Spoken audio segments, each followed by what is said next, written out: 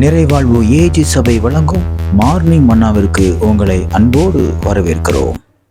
கர்த்தருடைய பரிசுத்த நாமம் மகிமைப்படுவதாக. இந்த நாளில் உங்களை சந்திப்பதிலே மிகுந்த சந்தோஷம். இன்றைக்கு கர்த்தர் நம்மளோட பேசுகிற வார்த்தை 2 ராஜாக்களின் புத்தகம் 5ஆம் அதிகாரம் 14வது வார்த்தை உங்களுக்காக வாசிக்கிறேன். அப்பொழுது அவன் இறங்கி தேவனுடைய மனுஷன் வார்த்தையின்படியே யோர்தானில் 7 தரம் மூழ்கின போது அவன் மாம்சம் ஒரு சிறுபிள்ளையின் மாம்சத்தை போல மாறி அவன் சுத்தமானான்.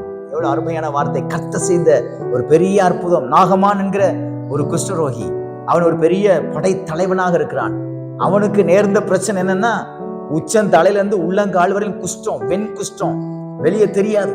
எல்லாம் காதுக்கு போடுறது, தலைக்கு போடுற எல்லாம்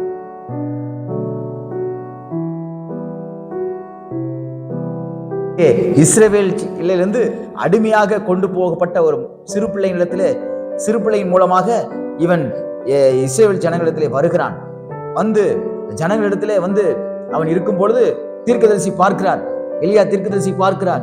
அவன் வர்றான், என்ன உங்க ஊர்ல சுகமாயிருமாமே, எனக்கு நீங்க ஏதாவது என்னை தொட்டு சுகமாக்குங்க அப்படின்னு சொல்றான். அப்போ அந்த தீர்க்கதரிசி சொல்றாரு, அப்பா நீ என்னை பார்க்கவே கூடாது, நீ நேரா இந்த யோர்தான் நதிக்கு போ, உங்க 7 நேரம் மூழ்கி எழும்பி போ அப்படின்னு சொல்றாரு. உடனே வந்துச்சு இவருக்கு ஒரு கோபம். இந்த நாகமானுக்கு பயங்கரமான கோபம். நான் எவ்வளவு பெரிய ஆள் தெரியுமா, என் அதிகாரம் என்னன்னு தெரியுமா, என் அந்தஸ்து என்னன்னு தெரியுமா, நான் என்ன கிரேட்ல இருக்கேன்னு தெரியுமா, அவர் என்ன பார்க்கவே இல்லை, அவர் அவ்வளவு பெரிய ஆளான்னு சொல்லி தீர்க்கதரிசி சொன்ன வார்த்தையை அசட்டை பண்ணிட்டான். இன்னைக்கு நம்ம நினைக்கிற மாதிரி தேவனுடைய வார்த்தை நமக்கு நேராக கடந்து வரணும்னு நம்ம நினைக்கிறோம். சில பேர் கண்ணை மூடிட்டு பைபிளை திறப்பாங்க, ஆண்டவரே இன்னைக்கு என் கூட பேசுங்க அப்படின்னு சொல்லிட்டு. அப்போ ஆண்டவர் சொல்லுவாரு, சீக்கிரமாய் செய்ய வேண்டியதை செய். எடுத்த உடனே வார்த்தை வரும். இயேசு கிறிஸ்துவோட இந்த 12 சீஷர்ல ஒருத்தன் யூதாஸ் காரியத்து, அவன் சொன்னது போல யூதாஸ் காரியத்து நான்று கொண்டு செத்தான். உடனே டப்புன்னு மூடிடுவான். ஐயோ கர்த்தர் என்ன இப்படி பேசுறாரு அப்படின்னு சொல்லிட்டு, அன்றைய என் கூட நீங்க பேசணும். திரும்ப திறக்கும் போது செய்ய வேண்டியதை சீக்கிரமா செய். சும்மா இதை இந்த கிளி ஜோசியம் பார்க்குறவங்க மாதிரி இந்த வேதவசனத்தை வாசிக்க கூடாது. வேதவசனம் கர்த்தர் என் கூட என்ன பேச விரும்புகிறாரோ, என்னை எந்த விதத்துல சரி பண்ண விரும்புகிறாரோ அதுக்கு ஒப்பு கொடுத்து படிக்கணும், வாசிக்கணும், தியானிக்கணும். இந்த நாகமானுக்கு ரொம்ப கோபம். தீர்க்கதரிசி சொன்னதை கேட்கணும்னு அவசியம் இல்லை, நான் திரும்பி போறேன்ட்டு போறாரு. போனா வேலைக்காரன் சொல்றான், ஐயா எவ்வளவு பெரிய காரியத்தை சொன்னாலும் செய்வீங்களே, இவர் சொன்னது என்ன, யோர்தான் இதுல 7 நேரம் முழுகதானே சொன்னாரு, முழுகி எழுப்பிட்டு போலாமே, இதென்ன ஒரு பெரிய வேலையா பாருங்க. வேலைக்காரனுக்கு இருக்க அறிவும் வேலைக்காரனுக்கு இருக்கிற விசுவாசமும் நாகமானுக்குள்ள வரல. அப்புறம் தான் உதிக்குது, ஓ இது சிம்பிள் அண்ட் பெட்டர் ஒர்க்கு தானே, இது நம்ம செஞ்சுட்டு போலான்னு சொல்லி வேண்டாம் வெறுப்பா உள்ள இறங்குறான். ஆனா கர்த்தருடைய வார்த்தைய அவன் விசுவாசிச்சு, இந்த வார்த்தை நிச்சயமா என் வாழ்க்கையில நிறைவேறும்னு சொல்லி அவன் அந்த வார்த்தைக்கு மேல தன்னுடைய கவனத்தை வச்சான் பாருங்க. வச்ச உடனே கர்த்தர் இறங்கி கிரியை செய்ய ஆரம்பிச்சிட்டார்.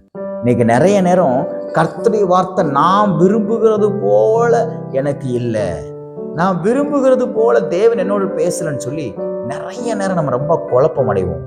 இல்லைங்க, அவர் என்ன விரும்புகிறாரோ அதன்படி என்கிட்ட பேசட்டும், அவர் எப்படி என் வாழ்க்கையில் அற்புதம் செய்ய விரும்புகிறாரோ அதன்படி நான் இருக்க என்னை நான் ஒப்பு கொடுக்கிறேன் அப்படிங்கிற அந்த ஒப்பு கொடுத்து நம்மளத்துல காணப்படணும். இந்த நாகமான் அப்படிதான் ஒப்பு கொடுக்குறான். ஒப்பு கொடுத்த உடனே கர்த்தர் என்ன செஞ்சா தெரியுமா, அவன் யோர்தான் நதியில 7 நேரம் மூழ்கி எழும்பின உடனே சிறு பிள்ளையினுடைய மாம்சம் போல அவன் மாம்சம் மாறிச்சான். இன்னைக்கு ஒரு பெரிய ஒரு மாற்றமான நாள்.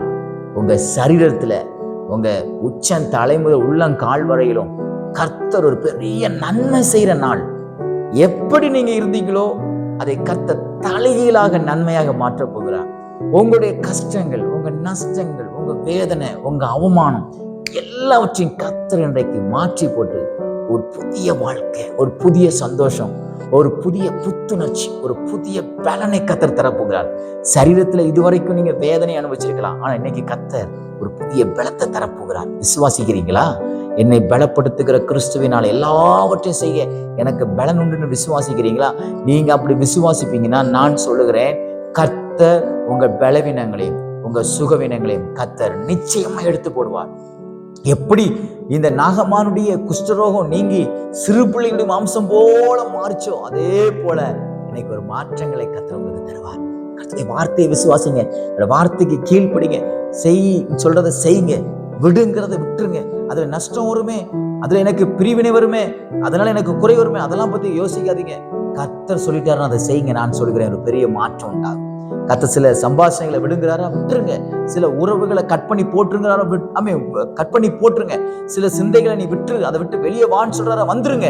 அப்போ உங்க வாழ்க்கையில ஒரு தலைகீழான ஒரு அபிஷேகத்தையும், ஒரு தலைகீழான ஒரு நன்மையும், ஒரு பெரிய கர்த்தருடைய கரத்தின் கிரியைகளையும் உங்க வாழ்க்கையில இன்னைக்கு நீங்க பாப்பீங்க. எப்படி நாகமானுக்கு கர்த்தர் அற்புதம் செய்தாரோ அதே போல உங்களுக்கும் கர்த்தர் அற்புதம் செய்வார். இந்த நாள் ஒரு அற்புதத்தின் நாள்.